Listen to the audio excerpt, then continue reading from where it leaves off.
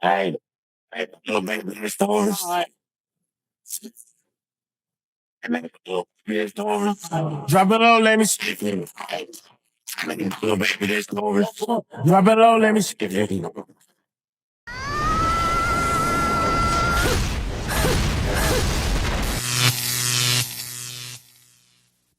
Getting no job. If you go get a job, they're going to take my Section 8. Then you won't be able to get no Section 8. You're not going to get no job. They're going to count your income against my Section 8 and my link card. You're not working. No.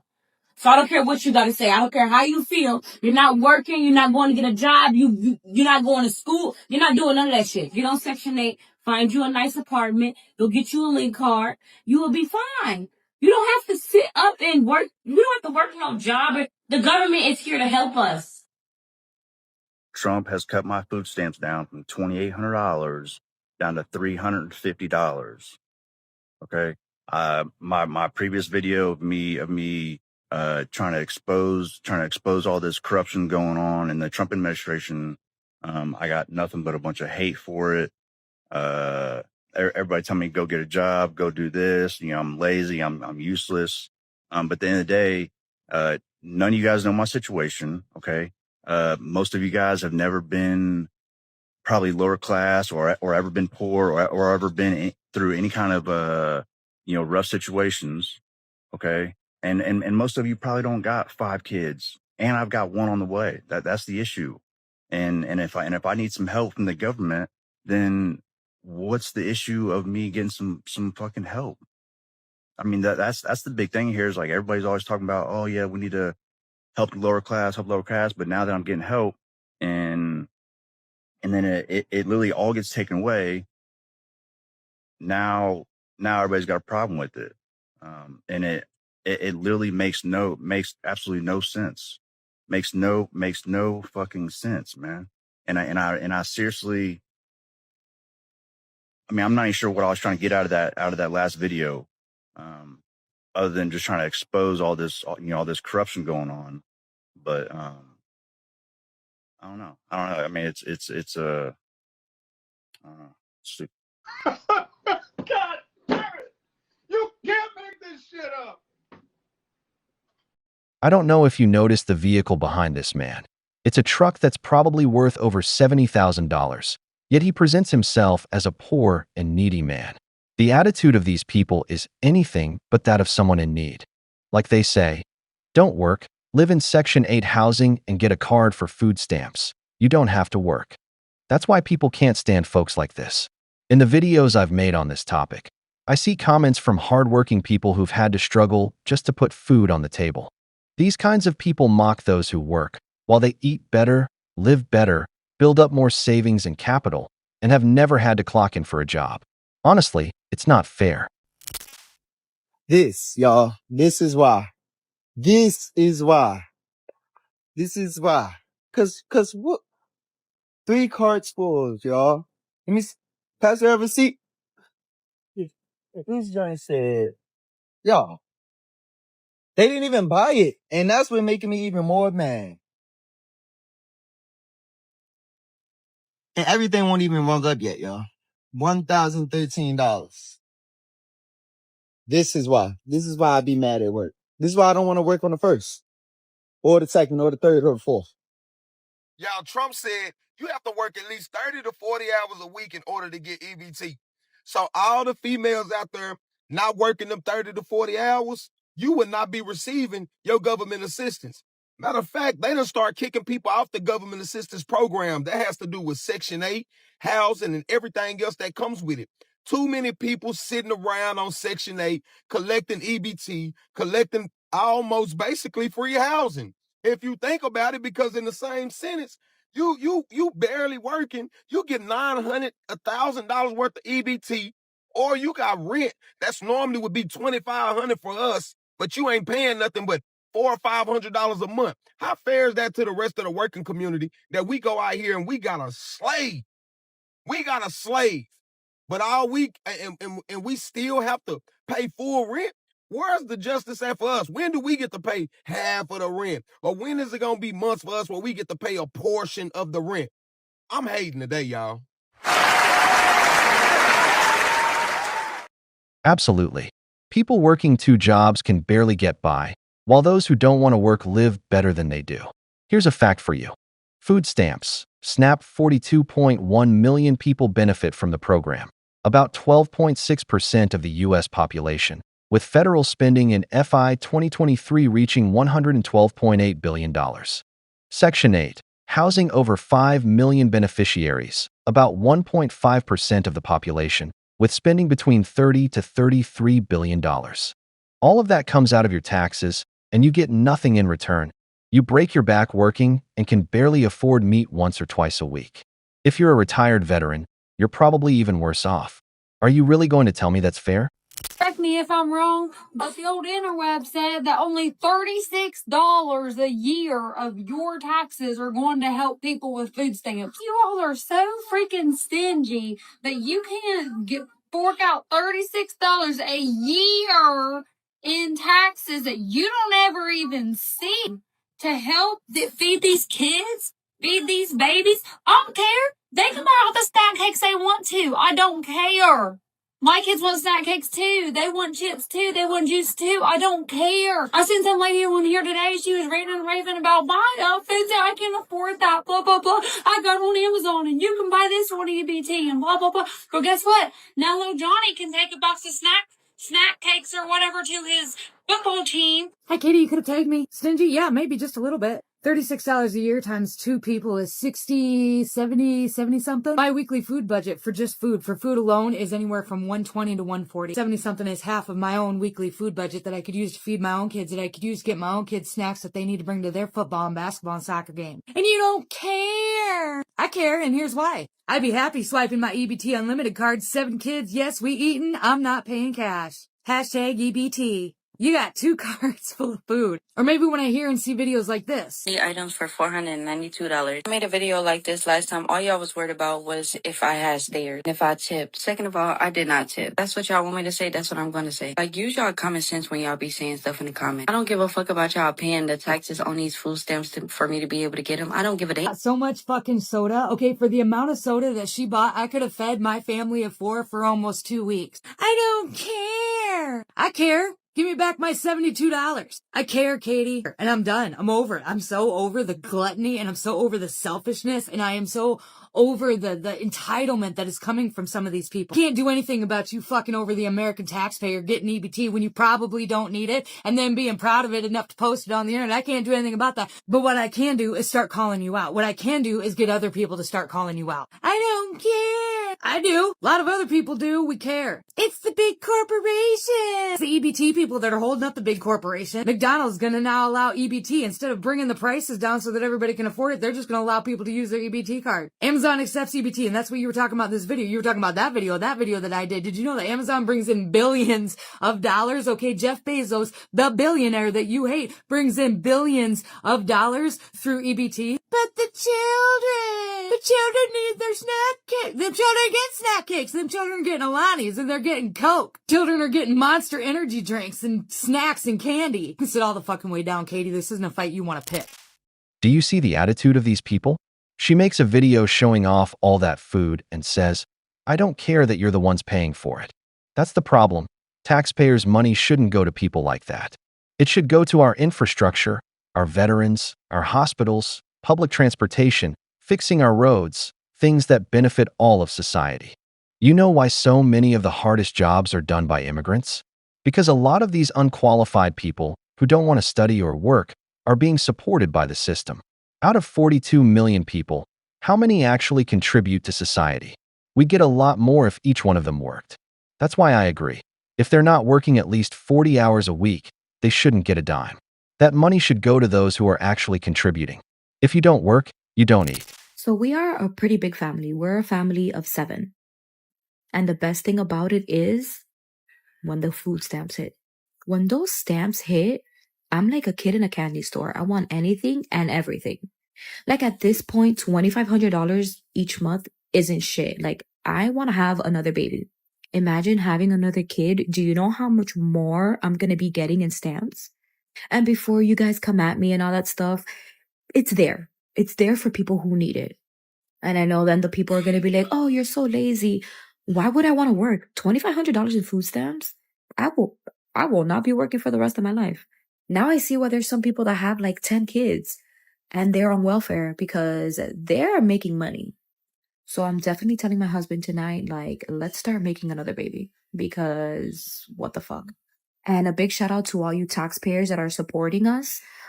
So thank you so much for your contribution. We really appreciate it. Crashing you, but I'm wanting to marry you. I know carry another, you know say I be completely expanded. And your matter, it's there for my mind inside, yeah. Mami water, baby give me something nice, yeah. Carry a matter, girl I love your body, yeah. You literally could go get a job and actually afford unsubsidized rent, not being subsidized by the taxpayer. You could go do that. You are literally choosing not to because you want to build your business. Why the are you allowed to leech off the taxpayer? I'm not leeching off of anybody. Yes, and you I are. have tried. Tried what? My last job, I had a really bad situation. Tell.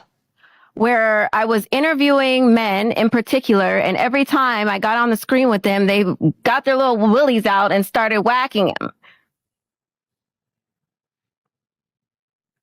I'm not gonna have you translate that one. Every what's our plan? Putting 30 hours a week into education that we can't define or explain?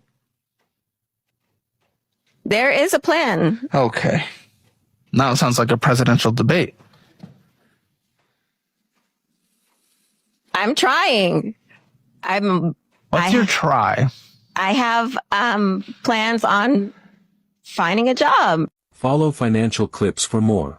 Hell to the no, to the no. Hell no. Spoiler, she won't look for a single job.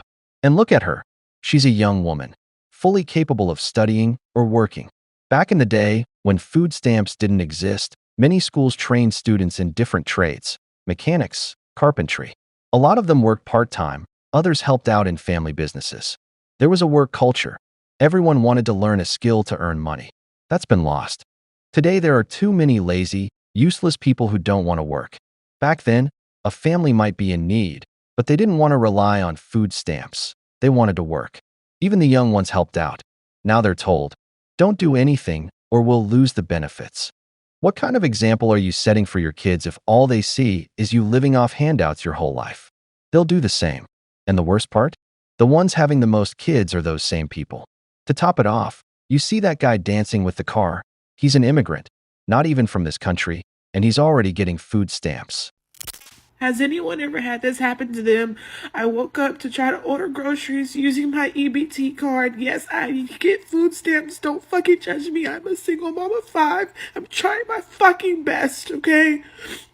I woke up to try to order groceries and it said that my EBT card balance was $1.17, and I know for a fact that I had over $400 left on that card.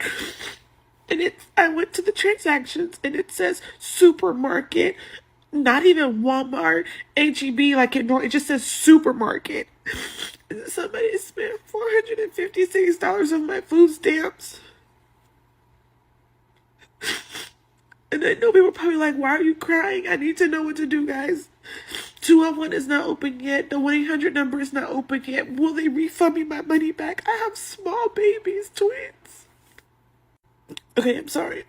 I know it probably feels like I'm dramatic, but I have to feed my kids. Who does this? Oh, boo-hoo! Let me play a sad song for you on the world's smallest violin. She's doing everything except keeping her legs closed. An unemployed woman with 5 kids, probably from different baby daddies, is living off the taxpayers. If she had to support them with her own money, I guarantee she wouldn't have more than 2. But since every kid means more money, of course she'll keep having more. That's the cycle. Now check out this last video. This woman explains something that really shocked me, because it shows the dark side of food stamps, how big corporations are making millions off of them.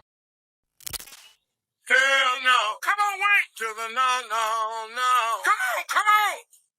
Hell to the no, to the no, no, no. Hey, remember when McDonald's came under fire a few months back because they were price gouging their customers during Biden's inflation? It's Mongolian beef and noodles. If you have to buy everything brand spanking new from scratch, it's going to cost you about $12. A little more if you want an egg roll. But I'll make it again next week for the cost of ground beef and the noodles. About $8 maybe. Anywho, there's Pepperidge Farm remembers. I remember it so much that McDonald's actually had to go on this big campaign to let people know how they were not actually price gouging people, but all they really did was prove to people that they were price gouging people. But we're pretty pissed off about it. It eventually got to the point where they started to rethink maybe their strategy a little bit. But I guess they changed their minds. Rethinking their strategy or trying to figure out ways that they can make things cheaper. They're just going to allow people to use their EBT card at McDonald's. The corporations, the big evil corporations. They're to take down the big evil corporations when you're out here feeding it. That's exactly what's going to happen. I could say boycott McDonald's. This is bullshit, but we all know that they're all going to eat it. Who might boycott it? Sure, but there's people that are going to take your tax dollars in the form of EBT and they're going to go eat it anyway. This might not be new to people. Did you know you can take your EBT card and go into a Starbucks that's within your grocery store and get a nice drink? You can't go into a standalone Starbucks, but you can go into a grocery store Starbucks. Get a hot drink. You can't get a specialty drink, but you can get yourself an ice drink. 7-Eleven also takes EBT, and they've even made it a lot easier for you. You can just order that through DoorDash. Thought maybe this was just a one-off with McDonald's, but I'm wrong. It's Carl's Jr.'s, Domino's Pizza, KFC, McDonald's, Pizza Hut, and Subway all take EBT cards. But you gotta live in the right states. Arizona, California, Illinois, Maryland, Michigan, New York, Rhode Island, Virginia, Florida, and Hawaii, and Colorado. The children are gonna starve. Listen, I've never seen a child starve because they couldn't have McDonald's chicken nuggets, or nice coffee from Starbucks, or gas station sushi from 7-Eleven. Just don't understand why you're not more mad at corporate greed and the millionaires and billionaires, because literally the ones that are feeding the millionaires, the billionaires, and the corporate greed are the ones that are carrying the EBT card. It's a vicious cycle, because then they get big and they get fat and they get unhealthy and then they have to go on Medicaid. Then we end up paying for that too. The government, well, they just fucking love it. They love that you call it daddy. Supporting the EBT people while standing against consumerism is a wild fucking argument. Everything that I've showed you over the last 4 or so days is literally the epitome of consumerism. Virtue signal on. Sure, it's getting you super far in life. I mean, you're going to have to answer for this behavior in heaven. You know what? Jesus didn't like gluttony either, and even he flipped a table occasionally. Sit the hell down. It's abuse. It's fraud. You know it. I know it. Everybody knows it. What I aim to do here is at the very least get people to stop making content about it like there's something to be proud of, because it's not, and it never should be. Absolutely. Junk food makes them gain weight, which makes them less healthy and leads to even more spending on meds and treatments. Medicaid gets buried in debt, while big pharmaceutical companies and private insurers cash in. But hey, it's all for the kids of people who don't want to work. Because apparently, the children of the working class, the ones whose dad works 2 jobs and whose mom misses out on their early years because she has to work, don't matter. Food stamps should go to people who work at least 40 hours a week, and they should only be allowed to spend them on organic food, vegetables, meat, and eggs, supporting our farmers, our veterans, and the folks who retired after a lifetime of hard work. That's who those benefits should go to, not 20-somethings who keep having kids just to collect more money, use them as an excuse, and then dump them into the system once they turn 18. That cycle of poverty needs to be broken. By the sweat of your brow you will eat, says the Bible. Okay, quick question for my divorcees out there. I am curious to know how much people's divorces are these days. I don't have any friends or family members that have gone through a divorce. So I'm just curious. I'm divorcing my husband of 22 years, and yes, we have assets, and yes, we have a family business. And I'm just really curious how much this in total is going to cost. I know there's some elements that factor in, but I'm just super curious. On average, how much do people spend on ending this marital contract? How much does it cost to go through this financial stress? So yeah, tell me, how much did your divorce cost? Just curious. Stop it. Get some help. In short, you'll be the bad weed in the garden. That's how the cycle of divorce begins. All it takes is one divorced woman in the family to start a domino effect that pulls the others in. We've seen it time and time again. 80% of divorces are filed by women. That's why men don't want to sign that contract with the devil. I mean, who signs a paper where only one side benefits and can break it whenever they want. In this case, we're talking about a woman who was married for 22 years. And now that she's getting divorced, The only thing she really cares about is the money. She's obsessed with how much she's going to take from her husband. But if you still have doubts, just listen to what her lawyer says in the next part. Okay, so I've heard this. However, my divorce attorney wants to get paid along the way, and not at the very end. And my husband refuses to pay for my divorce attorney. And we don't have any type of agreement. We don't have, we're not even on talking terms. So there's just no way he would pay for anything. So maybe at the end I'll get some sort of credit, but my divorce is going to take a while. And maybe you had a really nice husband. I don't have a very nice husband. He supported you for 22 years of marriage. But of course, he must not be a very pleasant guy. I'm sure he's thrilled to be paying the lawyer you hired to destroy him. You really have to listen to some nonsense in this life. Now, the lawyer, who isn't stupid, knows he's dealing with a high-income divorce, and that's why he charges up front. Because he's going to squeeze every last dollar. The sad part is that she's not going into this with the intention of ending the chapter with dignity. She's going in with a get-the-bag mentality. And the worst part? It worked.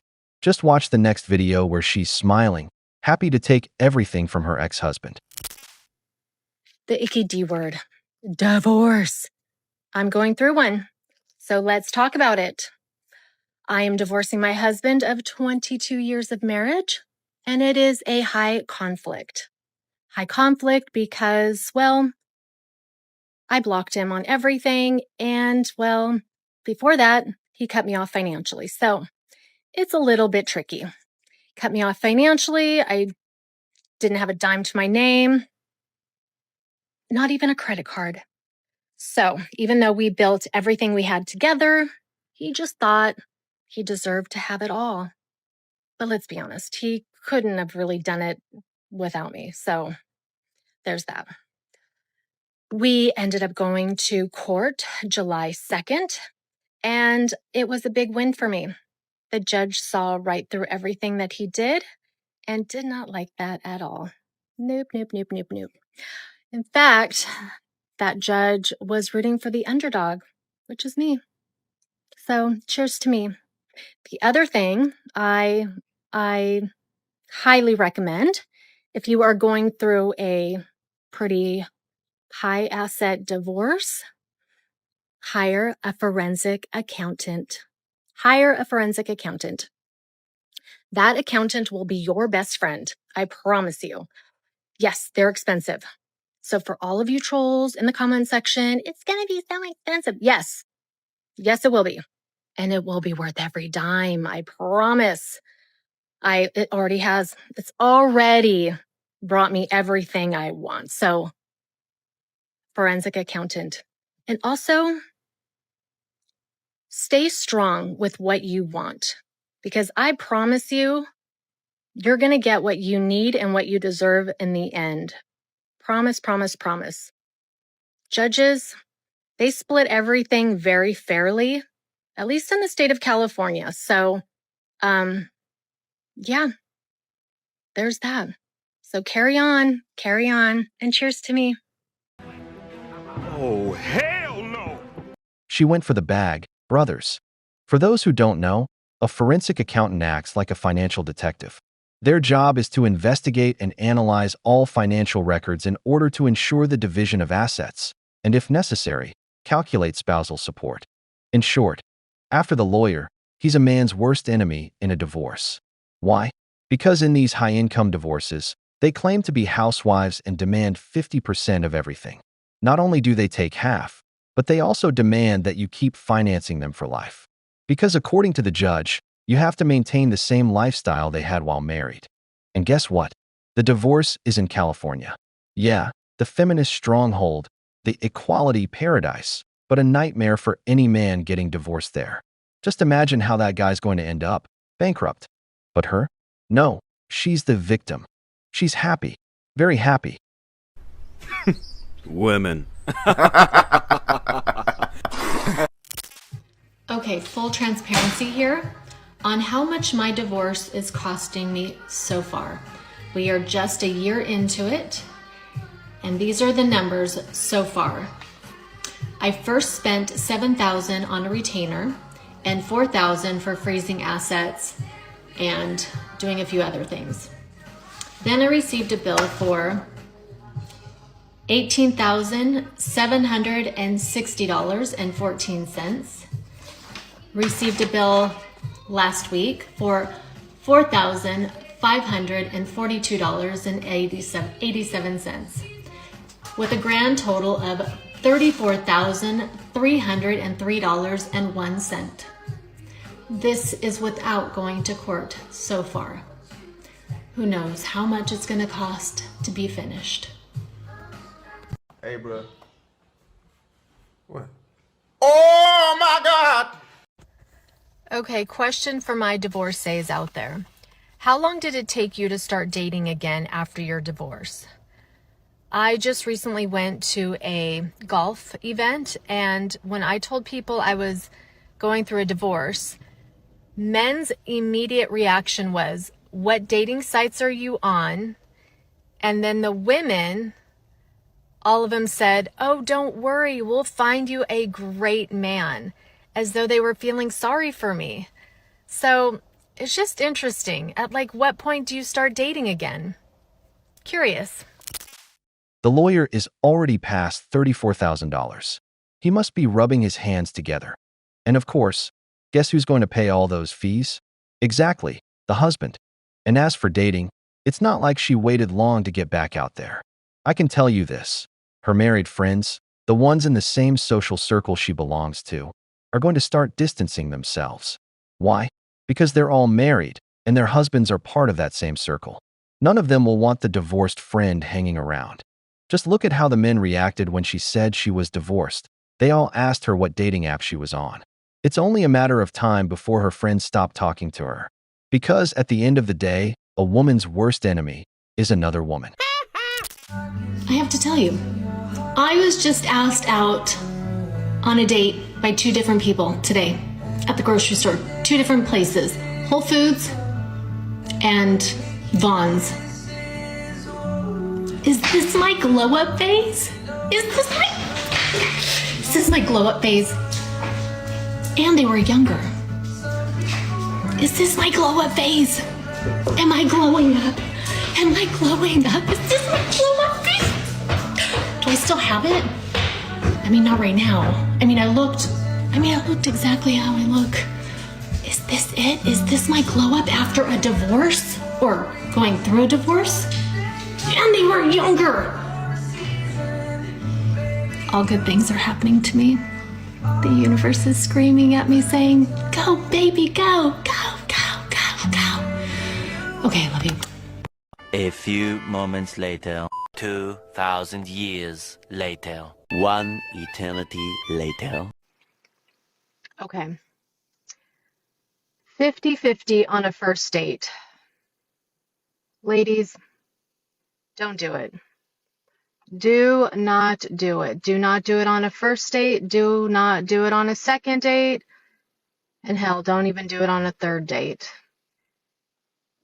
If that man cannot afford to take you out on a date, you should not be dating him.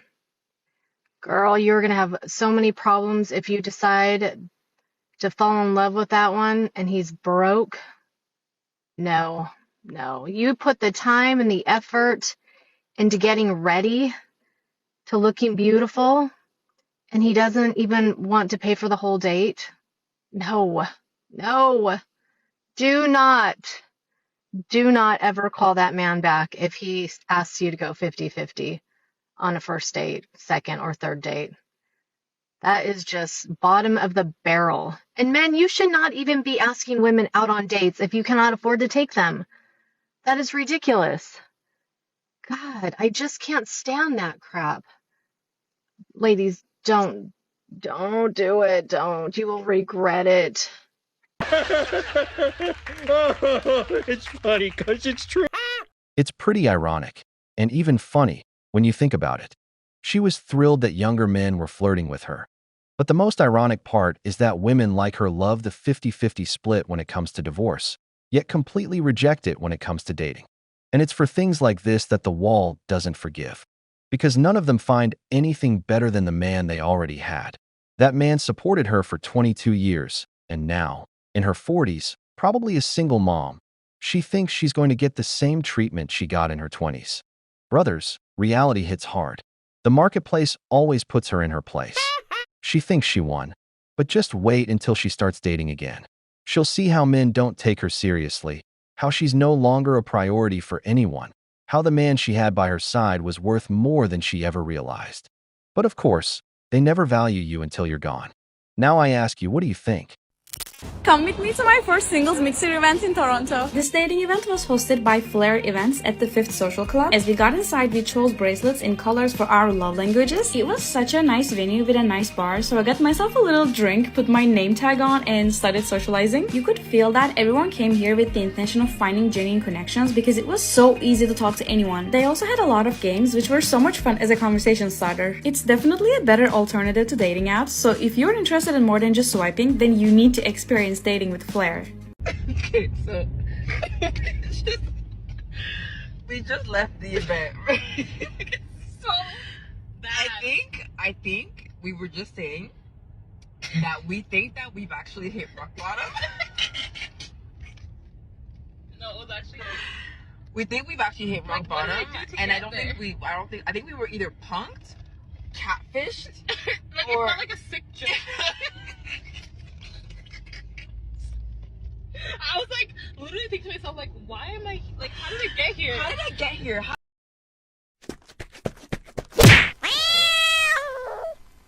Men avoid singles events because something that should be social can turn into a night full of rejection. Nowadays, going to a singles event feels like walking into a judgment room where men are expected to entertain, impress, spend money, and compete, while women passively watch, as if they're owed something just for showing up. The problem isn't rejection. It's the imbalance of expectations. These women laugh because they saw several men arrive and decide not to go in. They mock them, cracking up just because they didn't find them attractive. And that's illogical when it's clear that they're not attractive either. Most likely, the men walking in were on the same level as them. But nowadays, many women believe they deserve a high-value man just for existing. Went to a singles event, and when I got there, it was literally 90% women. And I was like, I'm gonna go now. We just left the event. So I think we were just saying that we think that we've actually hit rock bottom. No, it was actually. We think we've actually hit rock bottom, and I think we were either punked, catfished, Like or it felt like a sick joke. I was like, literally thinking to myself, like, why am I, like, how did I get here? That's what I've been talking about. Look at what's going on. When you're going out to clubs, single events, there's not going to be a lot of men there. Okay? It's going to be a lot of women. All right? We were lied to. Our aunties, mamas, they lied to us. They said we had tons of time. They said we could do whatever we wanted to do, get your career and do this and that. And look what's happening. Look at these single events being all women. And it's probably not going to be the top of the pop crowd that the men are looking for. They're not looking for a lot of single, bitter women. Okay? So I want you to think about that. When you're sitting there being picky and saying what you won't do, and how you won't be submissive, and how you won't do this if they don't do this, if they're not this tall, if they don't make this amount of money, these are your options. These are your options. And this is why I do this. This is why I do this on my platform, because I'm trying to get women to understand this is what's going on. This is reality. Showing up to singles events and it being 90% women. This is what's going to go on. You get what's left. Okay? She mocks going to a singles event, laughs at seeing unattractive guys, but thinks that if a man from the top 20% showed up, the infamous 666 of the apocalypse, 6 feet tall, 6-figure income, and a six-pack abs. Do you really think a man with all those qualities would be desperate enough to go to a dating event? I highly doubt it, because those men have women coming to them. But it's not just that. If you're mocking the men who attend these events and see them as beneath you, remember this. On the female scale, you're in the same position. Because you had to go to the same event to see if someone would go out with you. That means your pool of options is empty. You're just slightly more attractive than the average man, but among other women, you're a 2. And that's why you hit the wall. Because as we all know, the wall doesn't forgive. Men always assume this, and I, for the life of me, do not understand. Anytime my friend and I invite guys to come to our singles events, they always assume that it's going to be 80% majority men. Like, they'll be like, oh, like, I think it's going to be a sausage fest. Like, I think I speak for most guys when I say, like, we're not going to come because it's all going to be other guys. That's not the case, ever. Like, I've gone to multiple singles events. I'm hosting singles events now myself. In every situation, it's majority women. And they're all really cool, fun, attractive women. In New York, women here, in my personal experience, they are very willing to sign up for events. They're willing to put in effort to make connections with people, both platonic and romantic. And I have found it not to be the case for men. So I don't know where that perception's coming from. If anyone has any idea, what is that barrier? The reason that we're reaching out to these men is because it's harder to get men to sign up for these events. And yet when we ask them to sign up, they say they don't want to sign up because they think it will all be men. And it's like, no, the reason I'm reaching out to you is because there is no men. Like, what is it? I don't understand. No, God! No, God, please, no! No! No! No! Look, what you don't understand is actually pretty simple. Men are tired of being bait to attract women to events that, let's be honest, rarely offer them any real value. It just turns into a night full of rejection for them. Plus, their ticket is usually more expensive than the women's. So basically, you're paying to get rejected. And if there are so many women and so little competition, why do you need to campaign to recruit men like you're desperate? The truth is, men have realized that these events often aren't made for them. They're designed to entertain and validate women. That's why they'd rather invest their time in things that actually give them a return. Women. I went to a singles event recently, and there was about 60 of us, I think, all up. Half boys, half girls. It was really fun. It wasn't like a speed dating event. We did different games and activities, and you had time to chat to people and one-on-one and get to know each other. I reckon I talked to about 20 of the guys. There was only one that I was interested in. I met a bunch of girls who are fantastic, and we have group chat now, supporting each other through all of the shit dating stories that we're going through. And between the 12 of us, I think only 2 of us liked one person. One of us went out on a date with one guy. Not the best outcome for everyone. The one guy that I was interested in, we had been chatting one-on-one partway through. Conversation on point. We had some things we connected on. We had some things that we were passionate about that the other person wasn't, that we were asking questions about. Conversation flowing, really good. We got interrupted by having to do a group game. So we were like, let's chat again afterwards. We didn't get a chance because there was multiple games, and then it kind of wrapped up and I turned around and he was gone. I followed him on Instagram and I sent him a message. That was about 3 weeks ago. No reply, nothing. Turns out he knows someone I used to work with. I asked them what his deal was, and he was like, oh yeah, beautiful person, like so lovely. I reckon you two would get along really well. I was like, yeah, cool. This was before I messaged him. Dating in Melbourne sucks. I'm not being up myself, but the group of us are all beautiful people. And I mean personality. All of the other girls, stunning, like gorgeous as well. All have beautiful personalities, funny, good careers. We've traveled, you know, fun hobbies. What more can we be putting out there to find these people? Hey, bro. What? This is the modern-day equivalent of reverse hunting. but with the twist that women still claim men are the hunters. Come on. If you met him once, he was polite, you had a normal conversation, and now you're stalking his Instagram, asking about him through your network, and messaging him with no reply. Where's the narrative that men are the ones doing the chasing? Because here, the one running a full-on FBI operation is you.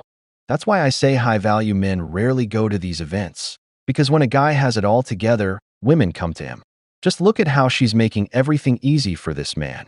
And you can bet there are other women at the same event doing the exact same thing. The group chat won't say it out loud, but we know. Also, because every woman describes herself as a 10 out of 10, when in reality, they're not. So I went to a singles event, and when I got there, it was literally 90% women. And I was like, I'm gonna go now. You know, I don't know what I find funnier as more and more women are making these videos. The fact that they're finally figuring out that men are done. They're walking away from dating. They're walking away from relationships in marriage. They don't want anything to do with women anymore. Or the fact that today's modern women can't seem to understand that they are the reason why men are walking away from dating, relationships, and marriage. Well, ladies, to quote someone from a long, long time ago, let me explain it to you, Lucy. And I'm doing so knowing full well it's a complete and utter waste of time because 99% of the women that watch this are going to fall into one of two camps. The ones that will not take any accountability or responsibility and will immediately jump in the comments to deny that this is the reality. Or the other ones who can't deal with the aforementioned reality and accountability that they do need to take, and therefore will shut themselves down rather than have to listen to it. But for that 1% that might actually listen, here's the reality for y'all. For years now, you've all run around saying you don't want men, you don't need men, you just want them to leave you alone. And if you didn't say it, you allowed other women to say it for you and never told them to stop. You allowed those women to speak for you and to tell men to go away, which is exactly what men are doing. Yet you're all sitting here shocked that men are actually doing what you asked, because you've all convinced each other that men don't listen to you, when in fact, we do. We hear you loud and clear. And yet here you are wondering why there's no men at these dating events. I mean, really? Then of course there's the never-ending ridiculous demands, higher standards you've all come up with, where you expect men to be perfect, where you'll deride them for being less than 6 feet tall or making less than 6 figures, even though the overwhelming majority of men fall into one or both of those camps. And don't even get me started on these 6-pack abs and 6-inch you-know-what, which you all demand men have, but when men hold you to similar criteria, you scream it's not fair, it's body shaming. I'm sorry to tell you, ladies, but contrary to the belief you all have, we're not dumb. We see and hear what you're saying. We see it for the double standards and utter hypocrisy that it is, and we're not going to deal with it. Exactly. When you look down on men for things they can't change, when you set unrealistic standards, like dismissing them just because they don't have money, height, or dress the way you want, you're pushing a lot of them to get fed up and leave the dating market altogether. What they don't understand is that there has never been a balanced playing field. There have always been more women than men. Today, there are over 6 million more women than men. And when you factor in gay men, lesbian women, and all the men who are stepping away from dating, that number of single women could grow even more. But she'll still just blame men for everything. Let's keep going. But hey, you can keep chasing those perfect 10s, the less than 5% of guys that actually meet all those criteria, even though the reality is, for most of you, you don't stand a chance of getting one of those guys, because they could have any woman they want, and they're not going to settle for an average woman, which is what most of you are. Just like most men are average also. And just like you've rejected all those average men as not worthy enough, well, I hate to break it to you, they're now rejecting you because you're not worthy enough. The difference being that, unlike women rejecting men for superficial things like not having 6-pack abs or being 6 foot tall or making 6-figure income, men are rejecting the average woman because they've become so toxic, so ridiculous with their demands, so utterly narcissistic that it's simply not worth engaging with them. Ladies, you need to look in the mirror and ask yourselves a serious question. Why? As in, why would you think men would want anything to do with you? Would want to be anywhere near you, let alone go on dates or be in relationships with you? Why would you think we'd want to put up with that toxic behavior? And before you all go screaming, it's not fair to label us all that way, remember the other thing that I haven't brought up yet, but I will now. The whole Me Too movement. The one where you scream to the high heavens, it's all men till it's no men. Or that every man should be assumed to be bad until he proves himself to be good. Well, ladies, guess what? The reverse is true too.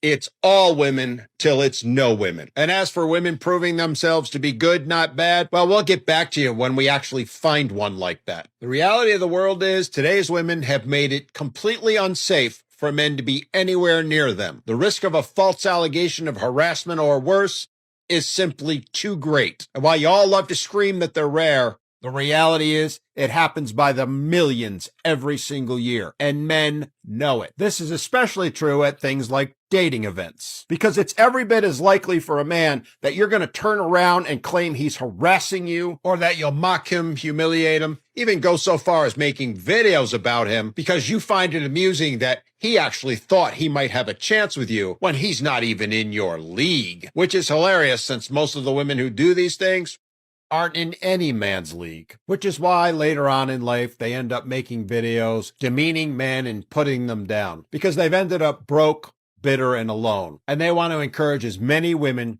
to join them in their misery. So I hope you all truly are strong and independent because that's your future. It's why I've already invested in companies that make things like cat food and boxed wine, and why I'm already seeing a huge return on my investment. And it's only going to get better. So you're going to have to be strong and independent because you're not going to have that partner in life who will support you. It wasn't men's idea. It was yours. Y'all made your bed. Now you're going to get to lie in it alone. I admit that not all women are like this, but when you stay silent or lukewarm about the current situation, you get labeled the same. Men haven't changed over the years. What they wanted was to provide, take care of their woman, work hard, build a family, and do their best to give her a good life. That's what every man used to strive for. But now, women demand unrealistic standards. Every one of them wants a man who makes over $100,000 a year. And that's less than 15% of men in this country. They want a winner when they're not even winners themselves.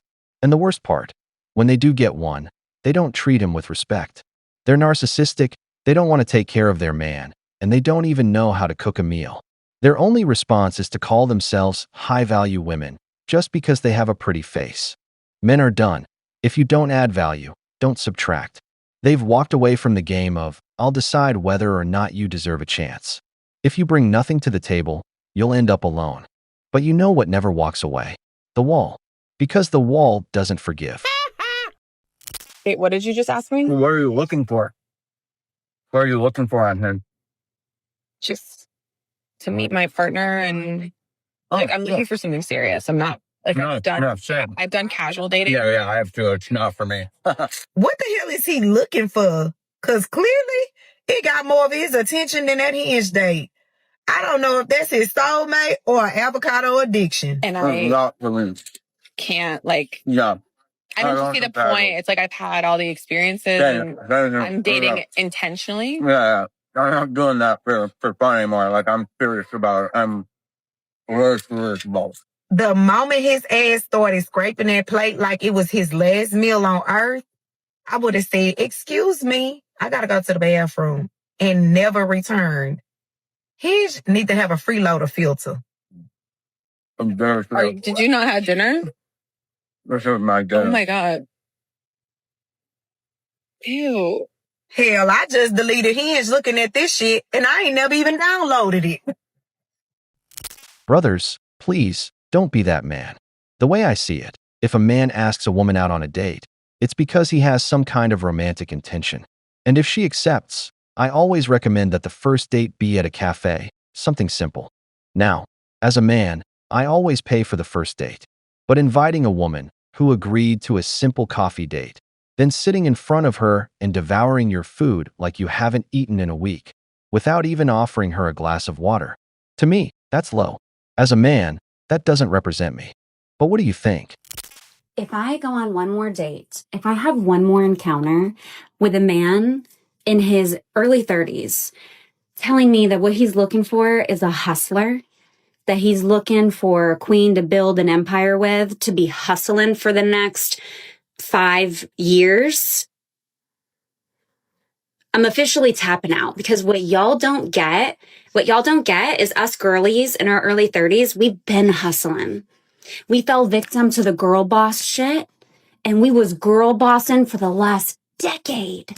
We went to school, we started our businesses, we bought houses. We've been doing this shit on our own. We've been on our independent woman shit.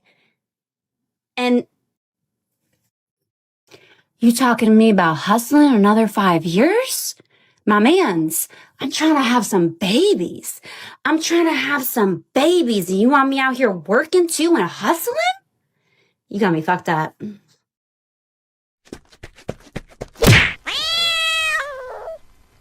So what you're basically saying is that you're looking for a man to be your retirement plan?